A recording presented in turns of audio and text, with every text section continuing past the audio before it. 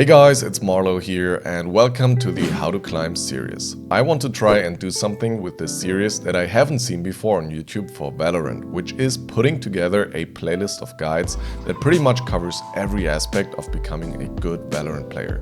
So make sure to leave a like and a comment to support if you like the idea, and check out the other parts once they're released. Today we're starting with part 1, how to improve your mechanics. Now the three main mechanics that are involved in Valorant are your raw aim, your crosshair placement and your movement.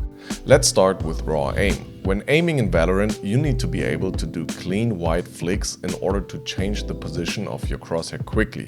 You need micro adjustments to make minor corrections on the enemy's head, and you need tracking skill, which will allow you to account for the enemy's movement.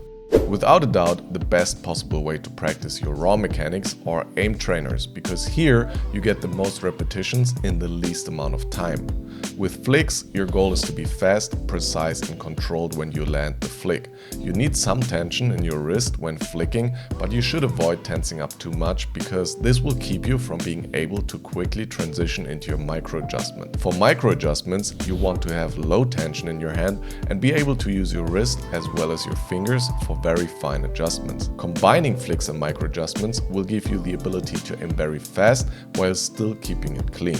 Tracking is often overlooked in tag FPS like Valorant, but it is actually a crucial skill to have, because your targets in game are in fact moving most of the time, and you need to be able to read that movement and practice your click timing on moving targets. That's why you should be doing tracking and dynamic clicking exercises in Kovacs as well. When tracking, your goal should be to smoothly move towards the target and then stay on it. You are not trying to chain together a series of flicks, so work on calming down your aim and making it steady. Now, I've put together a playlist that covers all the essential aiming skills and that you can complete in 30 minutes. Do this one every day, or at least every other day, while focusing on good technique as I've just described, and you will see very fast improvements to your raw aim and mouse control. In order to track the improvement of your mechanical skill, you should use our free tool Insight, which will give you a detailed breakdown of your game, and you should especially see an increase in the aiming metrics. Link to Insight is down below. Now, next to your active raw aim, you need great passive aim in Valorant as well. In other words, you need great crosshair placement. In my opinion, there's two major parts to this that you need to learn. The first one is how to clear all the different angles on each map with perfect crosshair placement. For this, obviously, you need the map knowledge and you need repetitions in order to understand where exactly each angle is behind the corner that you're peeking. The best way to practice this efficiently is to hop into a custom game, pick the map you want to practice, and then just go through the motions. Put together a map in your head with all the angles one after another, and then practice slicing the pie while always adjusting your crosshair perfectly to each angle. Now, the second part to crosshair placement, which is often overlooked in my opinion, is the part where you position your crosshair perfectly no matter which fight you take. Essentially, this is about building an understanding of which position you are in, which position the enemy is in, and how the fight is most likely going to go down. As an example, if you're close to an angle and the enemy is close to that angle as well, and you feel like he will peek you, it is a big mistake to pre-aim for their current position and trying to strafe out for the shot, because your crosshair will end up in the wall while you're being swung full speed, and you have a big disadvantage in that kind of fight. So instead, in this situation, you want to keep your crosshair next to the wall, give yourself a good distance to react to the enemy's peek, and then strafe out. Also, knowing when an enemy will most likely peek you close or wide swing is important, and you build this knowledge through tons of repetitions. And so, in my opinion, the best way to practice this is to grind death matches. But don't just mindlessly go through the motions, doing the same mistakes again and again. Instead, you want to constantly analyze your crosshair placement in fights and figure out inefficiencies.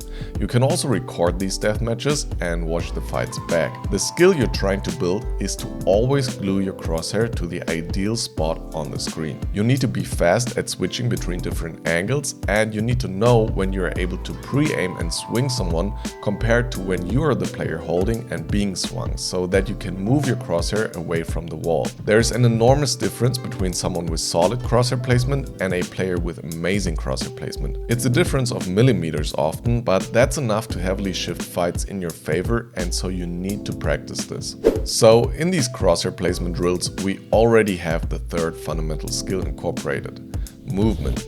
However, this skill is so important to have that we should also do some focused practice for it. I think it's good to start out in the range, and no matter if you're a beginner or a really good player, you should always work on these fundamentals. Start out by leaving the practice spots on and just go through simple strafes. Strafe towards the target and adjust your aim accordingly, and also practice moving away from the target so that you need to do a bigger aim adjustment. Also practice over-aiming, which means flicking past the target and then doing a strafe towards the target to adjust your aim again. These little drills will help you to combine your movement with your aim and get both flowing together smoothly. Then you can load up 100 bots, go to one end of the range and focus on killing these quickly, but with clean mechanics. Always start by strafing and doing a big aim adjustment, followed by your micro adjustment.